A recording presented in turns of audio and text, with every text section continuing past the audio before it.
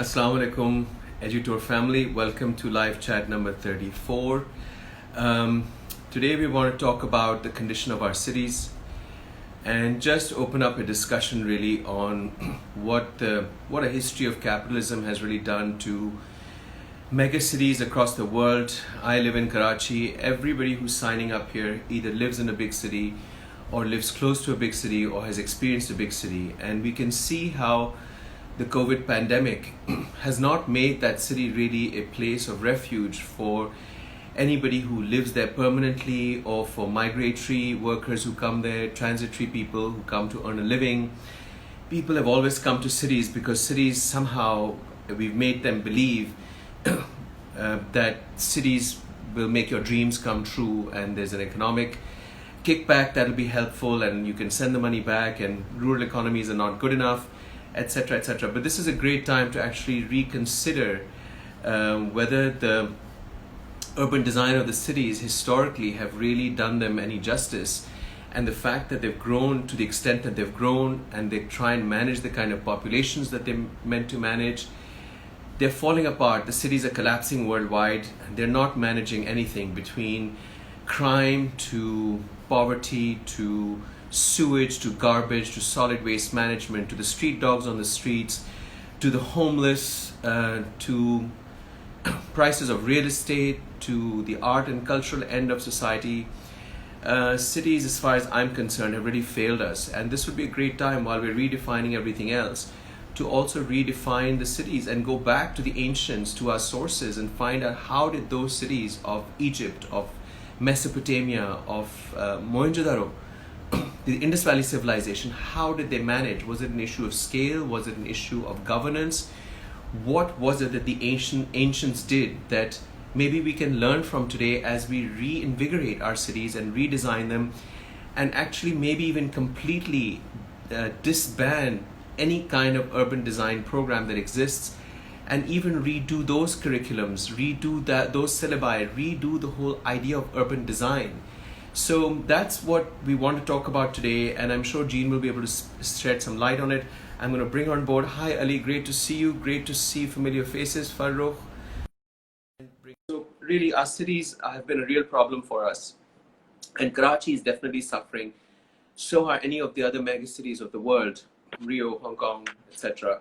Hi Jean, welcome to my not Hi, hugely, Jean. not You're just talking. You're you're just talking about sewage, and you called me hygiene. Hi Jean. Yes, perfect. Yeah, you are trying to put me into a category I don't belong in. I take a bath regularly or a shower. It's, I don't need any lessons about hygiene. I'm sorry. I'm sorry. You don't think hygiene is a little bit overrated? Oh, well, sitting here trying to get used to the humidity, I do think it is. And Yes. Ivan Illich, incredible Mexican radical thinker in the 20th century, talking about how we've lost our smell because we think you've got to wear deodorants and Yes. you have to, basically take all the smells out of your environment to, quote, be urbane. Be urbane. So interesting, here is something that I can smell, and I can smell the earth. This is a terracotta tile, handmade, local earth terracotta tile. It's not sun-baked like Mohenjo-daro, but it's definitely wood-burnt. It is baked, and it is used from either side. So either you see the embossed side, which is spectacular, or the flat side, which is equally pretty. And I can smell the earth. It's so beautiful. It's like it's made of the same material that is my cup of water.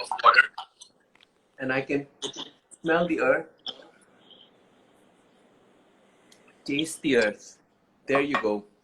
No metal. So this is the kind of material that we see in many of our ancient cities. I pulled this out because in my very urban household, I wanted to do some paving. And I thought I would use this for paving part of the garden so that it is connected to the earth. And it doesn't cause problems when I walk on it or the dog walks on it. It's absorbent of the heat. It's sustainable. It responds well to rain and humidity. So I'm not sure how did we, along the process, lose these beautiful materials. So I picked this up today. I thought this is really lovely. And I've been in the garden earlier on, just fiddling around with where to go and how to go. And having shared the topic with you earlier today, as you know, I then spent the day mulling over it. And I'm convinced that our urban centers have failed us.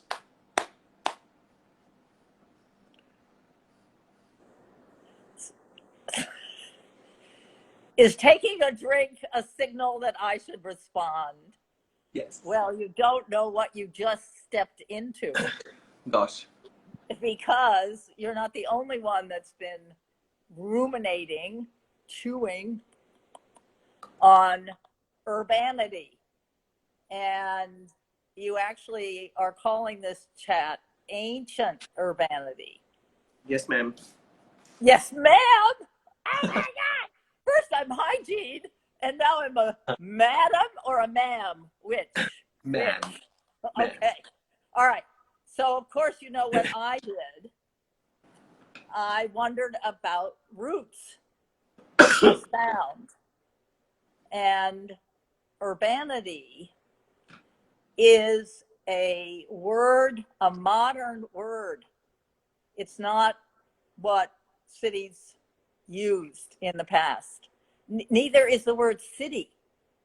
City goes back to Latin and Greek, and urbanity actually starts appearing in the 17th century, and it goes back to ancient Rome and the idealization of ancient Rome, skipping over what for a long time was called the Dark Ages.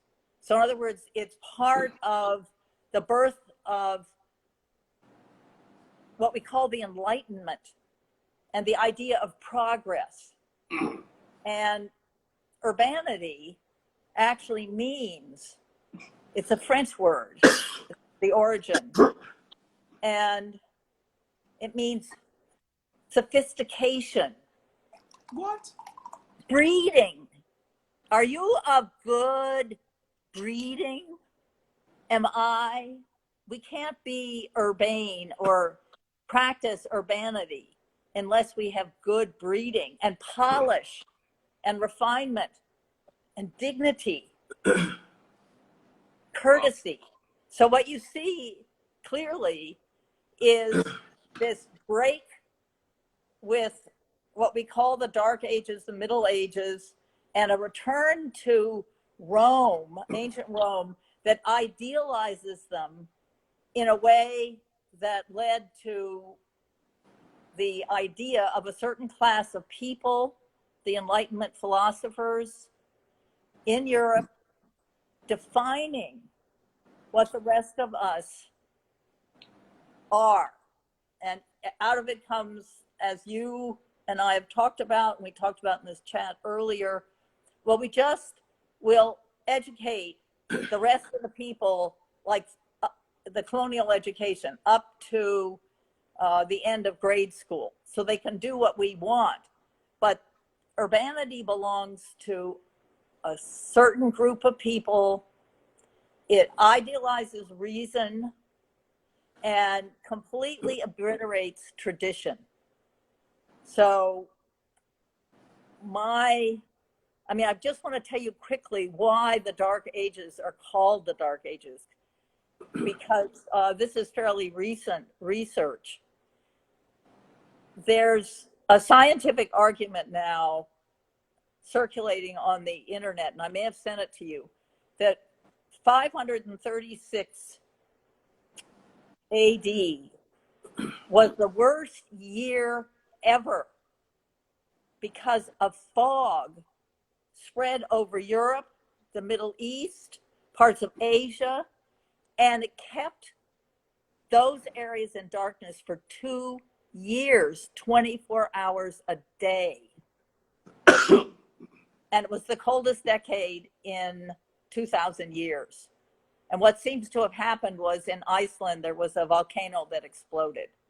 But it's so interesting the way whitewashing history began with the idea of urbanity. And you leave behind tradition, you go back to Greece and Rome in an idealized way. So it really made me aware of how important it is, the sounds we make when we talk about what heritage means, what the Indus Valley settlements meant. Because even the world civilization is it imposes on the past and is not reflective of what was actually going on. So, you know, the little bit I know about the Indus Valley is that the concentrated settlements had fantastic hygiene. They had wonderful water systems. Yes. And, you know, it's like the very thing that Ivan Illich says we've repressed. Smell, you know, we do it with our bodies and all the things like deodorants. And we can't even smell each other innocently to know whether you're afraid or what's going on. But here are these ancient Indus Valley settlements. I'm purposely not saying cities because the word didn't exist. And because we can't read their language, we don't know what they were called. And there are even people who argue that they didn't have a language, that what we see are signs put up around the settlements, that it's not actually language. So here's this big mystery. And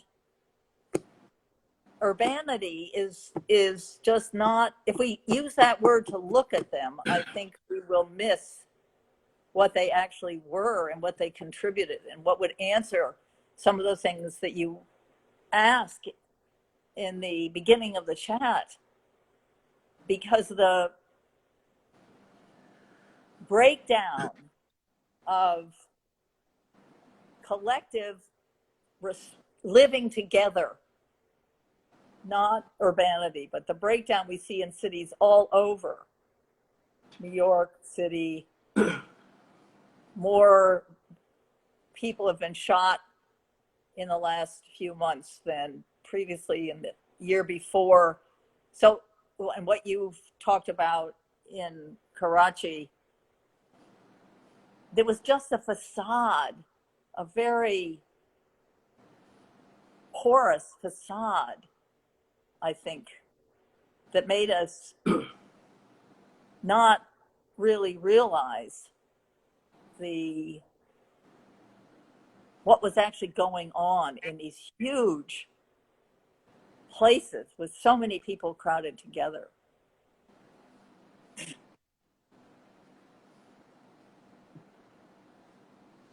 I don't understand. I don't understand, because you're absolutely right. It is an illusion that globally, for centuries, people have been made to believe that these are places where your dreams will come true and where all your life's problems will be solved. And I was thinking today about the few urban design programs, courses I've taken, and that I've sat through. It's very thin. I far from an expert on the topic, but also watching the developers ravage through Karachi's heritage, through its old town. I was just looking right now of pictures that the Karachi Municipality Corporation has proudly shared of what they've done with Empress Market, which was a colonial bazaar. And instead of regularizing all the encroachments around it, all the small businesses, the people on trolleys, they've just sort of like come in, like dive bombed into it with World Bank backed funding there's been no discussion with the community of what they really need. And people who go to this environment, this bazaar, like Covent Garden, like the street markets in Bangkok, like Bindi Bazaar in Mumbai, these places are all similar. They don't exist isolated from the community. They serve the community. They're developed because of the community's needs. And to just come in and whitewash it, now this building has these open green acres. And Green Acres project, Frank Lloyd Wright's project, I remember back then as a 19-year-old made no sense to me. And now I'm looking at this building and they've just created these lawns. We don't have the water in the city to maintain this golf course like greenery in the middle of the old town. And the reason is that by gentrifying heritage buildings and by gentrifying heritage culture, human heritage, the capitalist world, the developers' capitalist world, is raping the soul out of the environment, out of the community, without any discussion, any discourse, any respect, any even lip service to the people that use that environment. I'm still a tourist coming into that space, but there's a community that lives around it. And all it's doing is it's turning these heritage buildings into illusions. So from being a functional environment that's been functional for over 100 years, it now looks like a set, like a backdrop. Exactly what you said. It's just a thin facade to allow properties behind it and in front of it to gain value per square feet. And it's just the most horrific thing to watch. But it's, again, not isolated in Karachi. It's happening in other places in the world too. It happens in Rio, it happens in Sao Paulo, it's happening in Mumbai, in Delhi, in Dhaka. So I just sort of think that how is it that our urban design programs never question this? You get a plan, you get a master plan has to be designed. They're constantly rehashing and regurgitating crisis management systems. They're just trying to tweak and do a surface fix of something that's a much more deep-rooted issue in terms of what is the city really meant to provide us, and does it have a scale after which you have to stop? You cannot just keep growing if the scale of infrastructure, cultural infrastructure, ethnic infrastructure, water, sewage, power, is not gelling, if it's all beginning to fray and fall apart and discombobulate, then it's time to stop the growth. These megacities that I've just listed, how come this hasn't been stopped 50, 60 years ago? I don't understand. And we all have the precedents to look at exactly what you've just said. The value system is what prevents seeing what we're talking about when we realize that urbanity and the values of urbanity are modern values. So the word development or the word growth, they have values in them that convince governments to exercise eminent domain, take away people's homes, take away the past, because the value is progress. And progress is linear. It's not cyclical. So tradition is cyclical. And progress has nothing to do with the earth and its cycles, which tradition did. Even the repairing over time, a Japanese temple a wooden temple rebuilt every 20 years. These are reminders that we all are living in cycles. But the minute you get values like progress, which rational thinking, which came along with the urbanity, yes, there had been a lot of superstition. But as I just pointed out, the Dark Ages were the result of a climatic worldwide event. And I can't imagine, can you imagine? It was the coldest period, 536, in 2,000 years. And 24-hour darkness for 2 years. Certainly there was a reason that people were afraid and created this ideal, this idea of progress and development and growth. And we're like flies in flypaper. This is what I unfortunately keep feeling like. To find the language to talk about what the Indus Valley was, and also why it's now forgotten, and what happened to the fertile earth that helped birth it.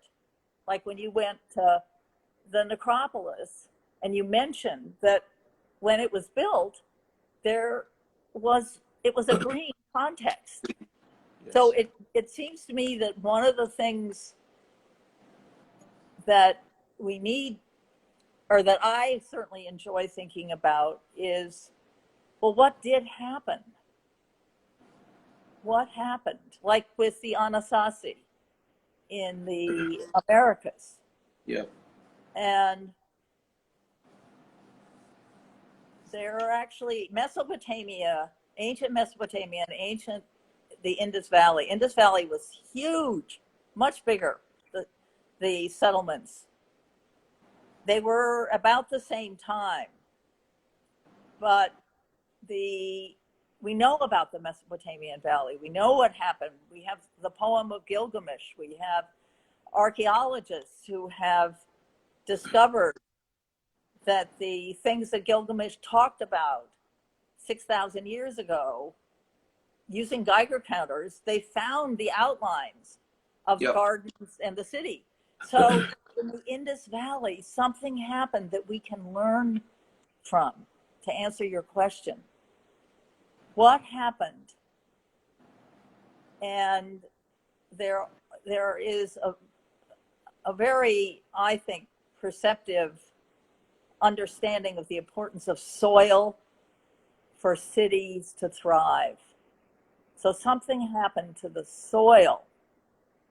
And it could be that a drought started. I read somewhere that the rivers began to dry up. But how did that happen when it was so fertile? So going to a heritage site and being able to see the settlements, enough has been dug up in those ancient places to really be astounded at what they did to make living tolerable. But something happened, and something's happening to our cities.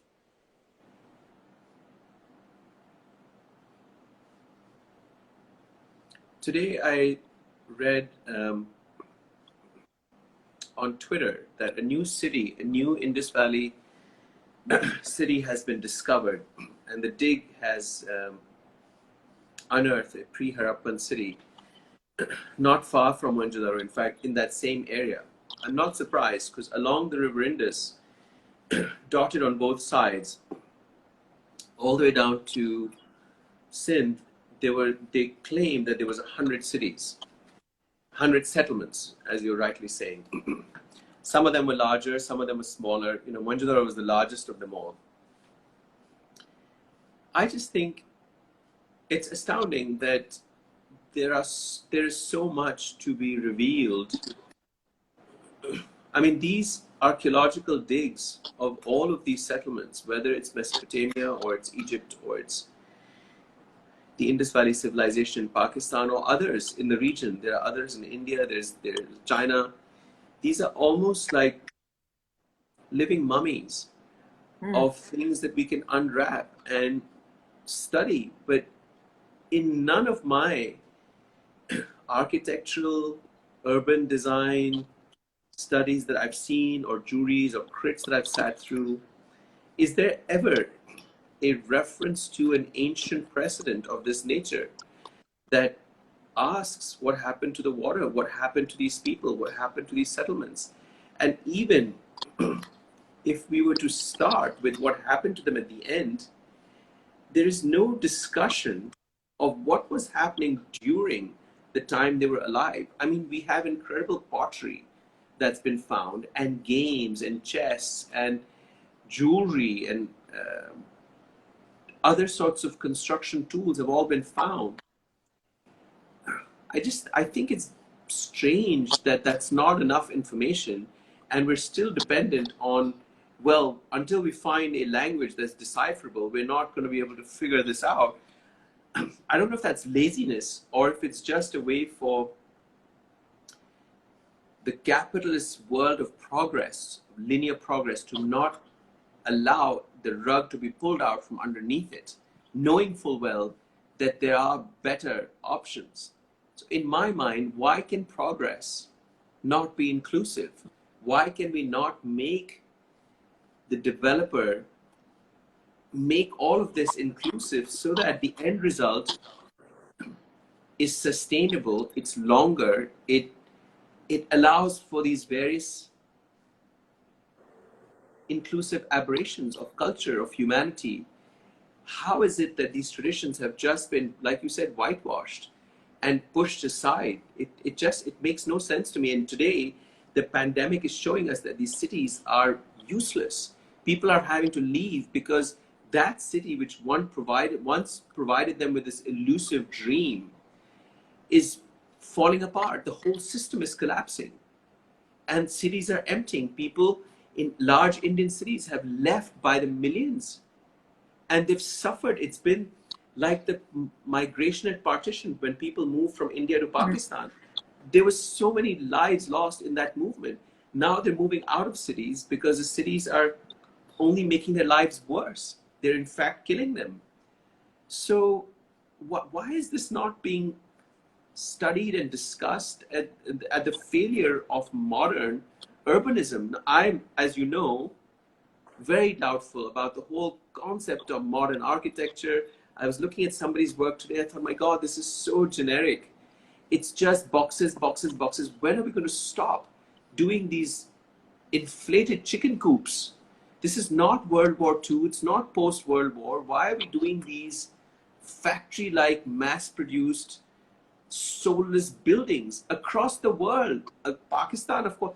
And like you said, it's considered civilized. It's considered progressive, and it's considered cool and contemporary. I just hold my head and think, why are we doing this? How is this progress? Our cities, our settlements, our cities are just, they look like communist settlements where everything looks the same. You know, they're not allowed to do anything else, except that they're doing this by choice, which makes it even worse. Well, I saw that Wendy Bauer is on the chat. Wendy's here. And, yeah. And if there's anybody who's worked to find the alternative and give the alternative a voice, it's just like you giving a voice to animals other than humans that are put into zoos, kept in cages, being treated as if they are not living beings with their own language, their own way of living. So Wendy, with her maps in communities, giving a voice to those communities. There are 800 or more maps that she has from around the world. She never, ever imposes her vision of what the community should be. And in answer to you, that the idea of the architect, unfortunately, as somebody who's a professional, the urban planner, who knows what should be done And then the government, like the Hudson Yards development in New York City that looks like it landed from Mars, got so many subsidies from the city government, hoping to lure in the very, very, very rich. And there are many buildings like that that aren't even accessible to people wanting to live in New York City, these second, third, fourth homes. So the city gives, the government gives all kinds of incentives for developments like the Hudson Yards.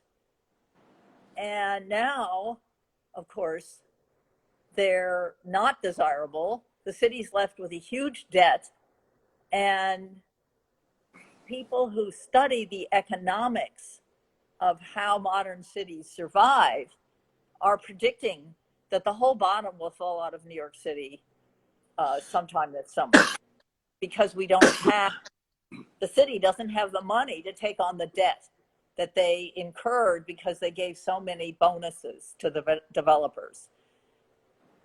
Giving a voice, and I know that's so much more easily said, I can say it, but from my experience, it means you have to physically go into a place. And my experiences with New York City, and not just Manhattan, but the surrounding boroughs, and working with people like Wendy Bauer over the long run, because being a professor gives me access to people in government that being a resident and an activist on the Lower East Side doesn't. So this partnering, and I know it's much, much worse in Karachi, and I wouldn't even begin to say that how I might give voice to a community or my students is a prototype for how any other place in the world should do it. And that, I think, is really important about what we're talking about. Going to a heritage site, like in Central Park in New York City, there are huge glacial boulders piled on top of each other. And everyone always assumed that they were the result of a glacier 10,000 years ago. But native peoples that trace their heritage back to where Central Park is now say no, that these are marking sacred places. And I've gone with a geomancer, somebody who taught me how to listen to the earth, to hear what drew people to this place initially. And that may be, as we said, the buildings that remain in the Indus Valley, indicative through their geometry of an understanding, a very sophisticated understanding in their ornamentation that relates not only to the people who lived there or were buried there, but also relates to the earth. And whether going there with a geomancer, the modern dowser for water is the equivalent, but historically they were the designers, the architects, the landscape people. And listening to the earth might help, like for the Geiger counters that the German archaeologists used, where Gilgamesh, his city, was reported to be, and they found that it was there. So I'm struggling because I wouldn't want to talk about a formula. And one of the things that I felt so strongly in relationship to your question about why is nobody doing these things? Why are these forgotten places? I firmly believe that you and I and all the other people that we know or who they know who are interested in this, that one of the reasons that we're here is the answer to your question. We have to do it. It's just not something you can ask of 40 years ago. They didn't think that way. Machu Picchu is another ancient city that is so important to look at because it didn't have a fertile valley like the Indus Valley. They had nothing. They had nothing. They became soil makers. And nobody knew this until maybe 10 years ago when an American engineer who kept applying for permission for 20 years to find out where the water came from in Machu Picchu, to water all these gardens on a rocky cliff where nobody could have grown anything. And he just went to the local farmers and he said, well, where's the water coming from that runs through Machu Picchu? Oh, they said over there. And he discovered, I mean, it's amazing. This is recent. He joins our group. He discovered that Machu Picchu, which is still has its running water system intact, is one complete system. There are no pieces jammed in, and the whole thing has to do with water and then collecting bird shit and making soil and making these shelves, making the fountains, making the sacred area. It's one complete design, and water is the key, and you have to make soil. They made soil where nobody could have lived. They had enough food to feed all the widows and all the children. I mean, it's an astounding story in terms of reclaiming these places, being able to not only take somebody to what was, but actually start to not give in to climate emergency and the droughts and the worsening of the pandemic because of the worsening climate, but actually begin to regenerate, to make soil, and just on these places where these sacred buildings attest to the power of the place.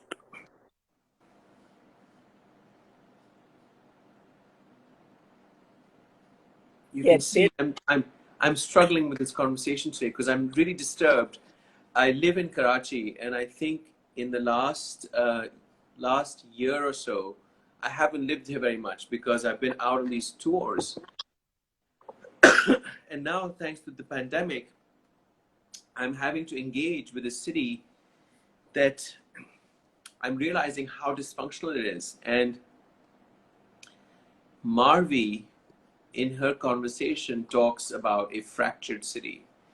And she works very closely with the heritage buildings, albeit they're colonial heritage buildings, but she is much more in touch with the pulse of the city than I am. My work is much more about the ancient, as you know. But they haven't sorted out what I think are some very fundamental ideas about life in a community that's a settlement or a self-proclaimed city. Some really basic fundamentals have not been organized. And people coming in, they invite people to come in, cheap labor, migratory workers.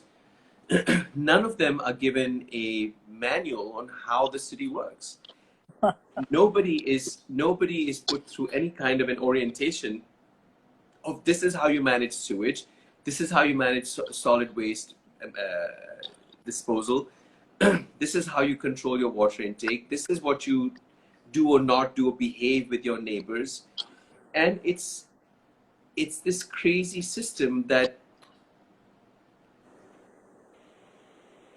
was designed for a very different life. And over the years, it's just mushroomed out of control. One of our greatest and really living legendary urban designers is a mentor of mine, Mr. Arif Hassan. And when I sit with him and I listen to this, he's worked on same ideas, crisis management, fixing problems of Karachi all his life. He's dedicated his life to this. And yet they want to redo master plans. He says, we don't need a new master plan. We need that same example of mine, that the horse out of control has to first be stopped before we can fix it. And today, I think it was in fact Marvi who posted something that said that one of our other cities, Lahore, the government of Punjab is wanting to build a city like, it was either Istanbul or it was Oh, Brain. But it's just, it doesn't matter. The point is they're constantly looking outwards. If it's, they want the zoo to be fixed, they look at Singapore Zoo, they look at X Zoo. Why can they not look at each city in its own place, its own problems, its own people, its own culture? I mean, it's not like Dubai, which is building from scratch. So they can create a sci-fi city to look at Dubai and say, we want to be like Dubai, or to look at Singapore. It's a small place. It's not even worth a discussion because the footprint is different. The people are different. The fascist governance is different. You cannot copy a place like Singapore where you are arrested or fined, at least, for throwing a cigarette butt on the street, or for throwing a chewing gum on the street. It's not acceptable. Look at the trash all over Karachi. So, or any of the subcontinental cities. And I just wonder, when the colonial folks arrived, what did they think? Did they not think that these people should be responsible for the design of their own cities based on the way they eat, based on their social relationships, the way they get married, the structures in their families and their homes? Because our cities, when you and I did that project of megacities, the World Bank's megacities, there was 20. We were looking at the shapes and the patterns and the composition of that city's layout on a piece of paper like a bird. But that's not how cities live.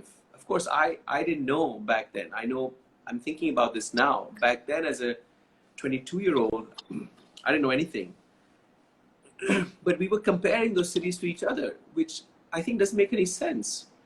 Each city is its own language, its own people, its own culture, its own problems. The only thing that's similar are their problems.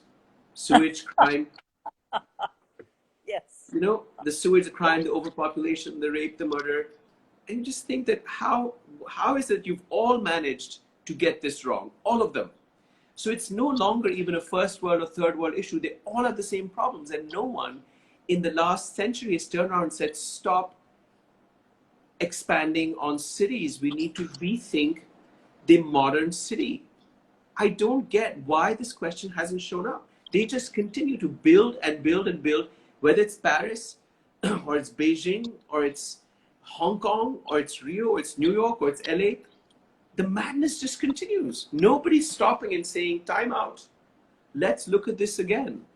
Certainly not in Karachi.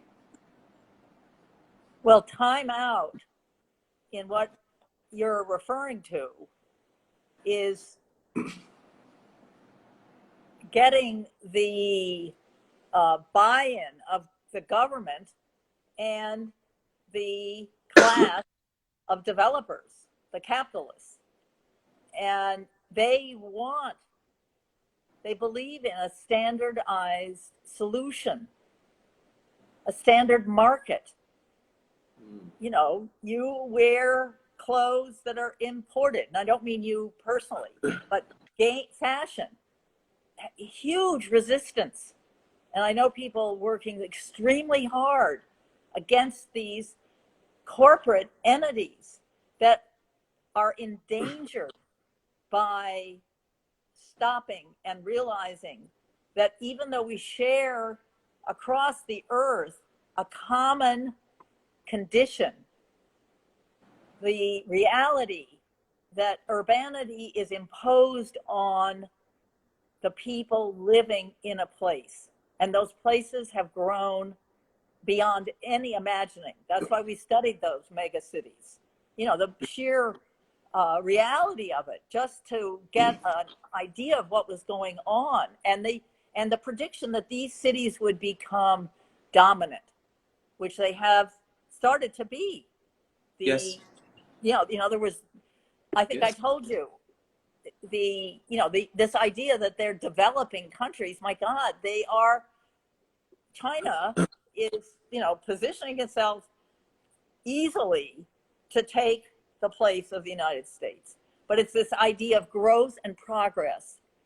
And I really want to call our attention to finding another word. It has come to mean better, but in fact, it means exactly what we see happening right now. This development is not development. It's a commercial enticement to shop, to keep certain groups of people satisfied, connects to markets that are outside of a bioregion. That's not progress, as we've just talked about. Progress, we need to articulate what it is.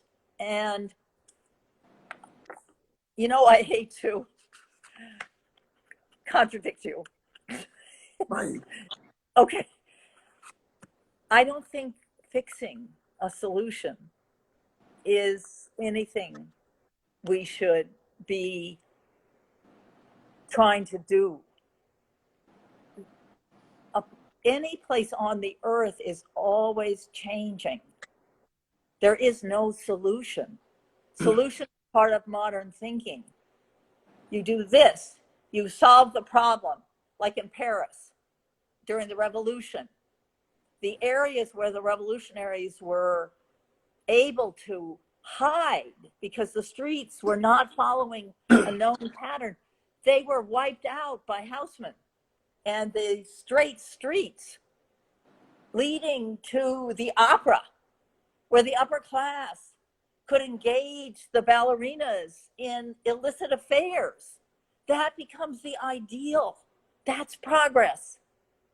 And a whole system of economics was invented under Haussmann, where a developer could put up these buildings and the money was being lent to them. So a solution is often trying to fix a problem.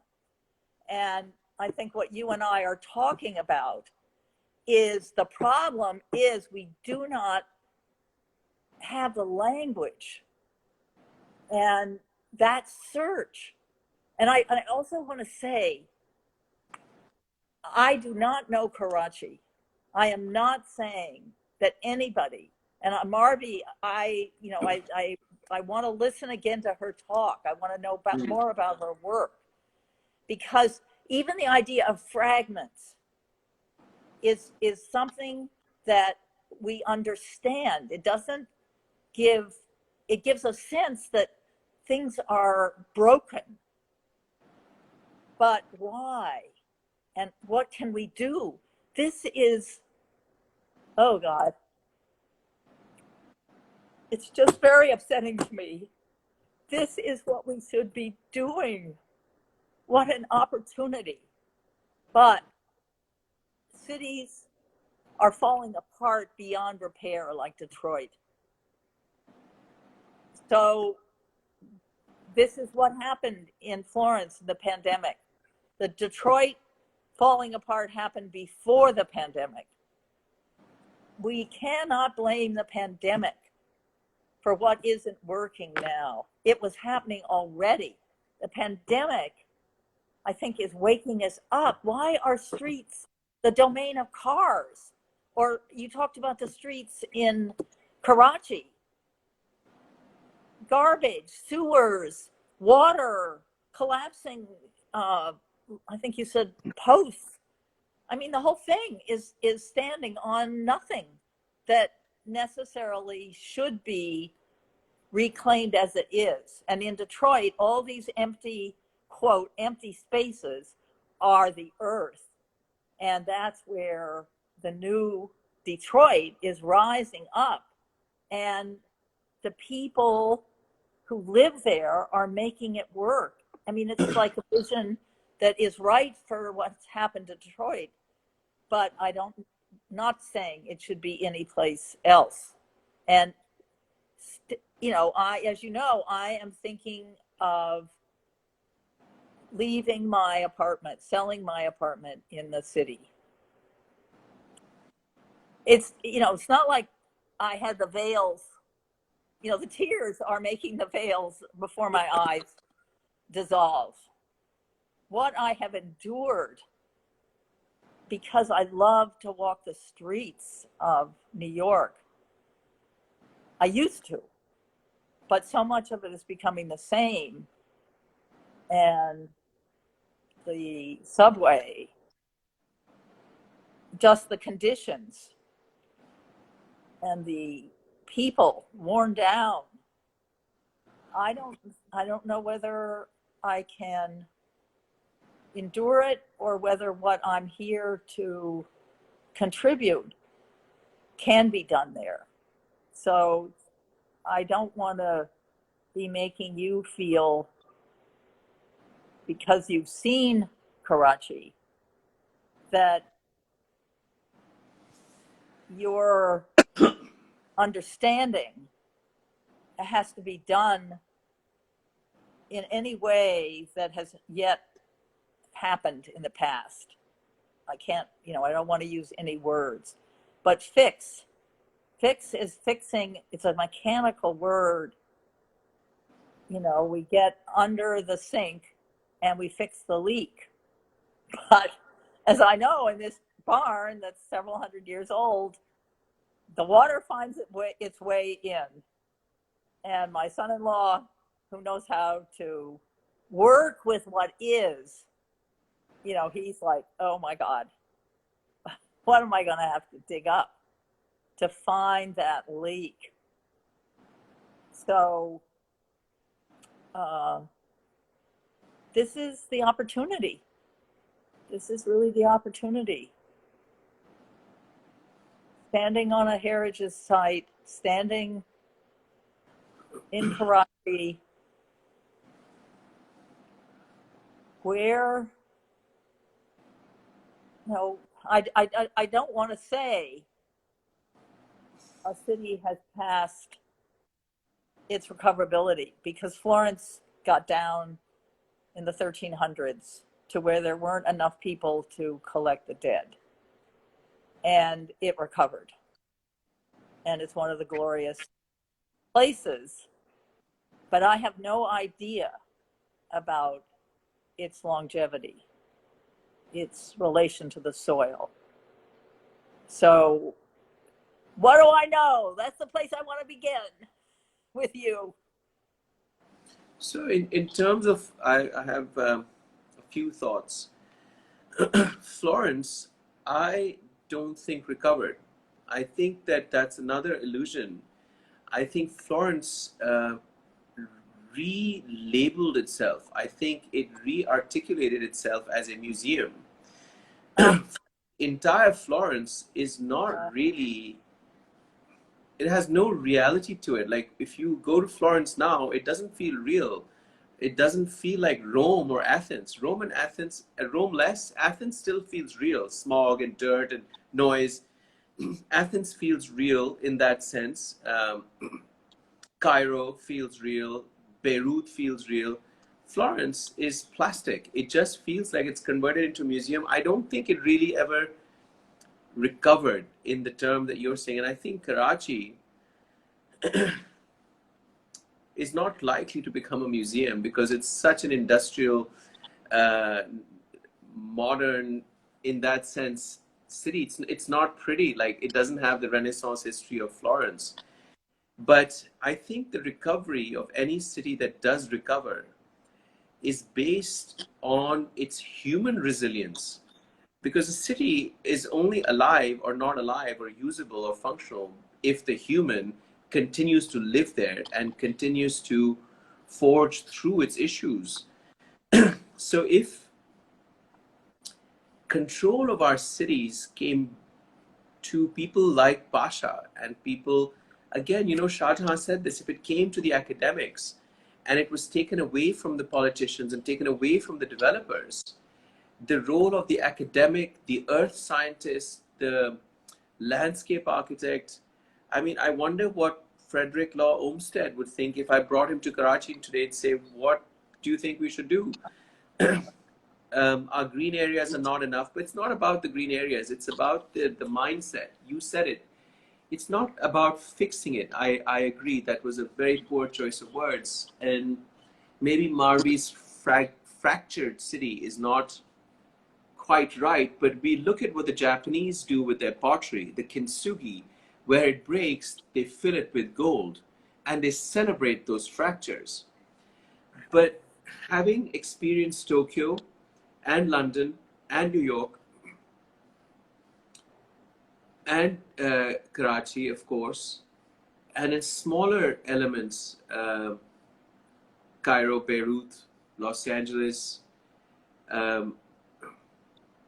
Delhi, Beijing. I mean, these are the big cities that I've experienced. Paris, Rome, Athens, Istanbul.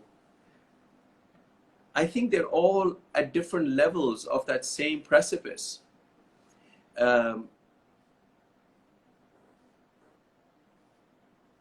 all suffering. None of them, I think, except for maybe Istanbul, I didn't feel a sense of a balanced, harmonious life, managing everything in an inclusive, holistic manner. I think Istanbul is going to suffer now. The Istanbul I'm talking about was 10 years ago. Things were different. But my point of today's topic was to dive back into the ancient paradigms and see if there are gems of wisdom that we've just, in our loss of shared history, we've also lost, along with the traditions, and just become such servants to money and to that type of progress. The interesting thing in terms of design, I think the whole design system has to be rethought. The design aesthetic, the master architect, the master designer, the main urban designer, these are such nonsensical, like farcical caricatures of what we can do and what the people we should be working with. Like, design has really become a caricature of itself. It's such a joke because it's not working in so many different levels. So I think that this is a conversation that we will really have to delve in much deeper and maybe bring Marvi back in and get Noor involved, get Wendy involved, because I think you need to go back to the fundamentals and look at that. And as you know, unfortunately, unless there's something quickly you'd like to say, Jean, yes, yes. Will has joined us, and he is somebody who has a skill that we can use. He knows how to create virtual realities that show what we're talking about. The heritage city in a fertile environment. What's happening in Karachi now? Virtual reality. It is a powerful tool that Will, and he was somebody who has that skill. And now he's, laid off, trained as a architect and a lighting designer, and independently made himself very conversant with virtual reality.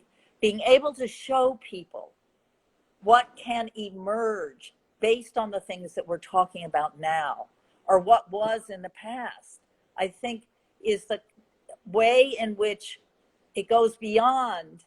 For me, words are very powerful, but the visualization of what we're talking about, or somebody saying, are all big bad cities part of their inherent demise? Important question. I don't know. We need. Jean, we're completely out. Yeah, okay. We'll have to pick up on this. Thank you so much. Thanks Thank again. you. Bye. Thank you. Bye.